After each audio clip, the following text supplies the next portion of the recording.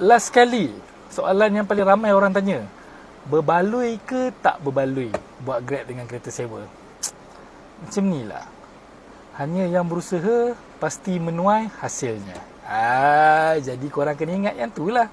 Kenapa ramai orang sewa? Sebab ada yang masih menuai hasil dia. Untuk korang yang mana tak tahu nak buat apa, masih mencari kerja, nak buat ni sebagai part time boleh atau full time boleh, ingat kereta sewa Grab ada. Dan jangan risau, seminggu syarat minimum yang diletakkan ialah korang mesti melengkapkan sekurang-kurangnya 50 trip minimum. Kalau 50 pun tak cukup, jangan harap korang nak bayar sewa ni. Faham tak? Sebab tu korang kena fokus dengan apa yang korang buat. Bukannya sewa kereta tapi pergi berjoli. Tak mau. Sewa kereta kena pergi buat kerja. Okey, saya gerak dululah.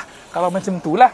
Jangan tanya banyak, pergi Grab ceras. Ini adalah driver yang menyewa dengan Grab dan kita pantau prestasinya harian. Kalau diikutkan kat sini 1278 dengan 1 hari cuti, kira bagus untuk permulaan. Dan kita nampak dekat sini beliau agak happy dan beliau mampu untuk membayar 55 sen. Apa lagi yang kena risau Korang kena risau kalau korang tak bertindak. Itu je lah yang aku rasa paling penting sekali lah. So bertindak sekarang, daftar sekarang. Apa lagi alasan ada? Semua yang kita boleh tolong, kita cuba bantu sediakan untuk korang. Sekarang korang tinggal kayu saja.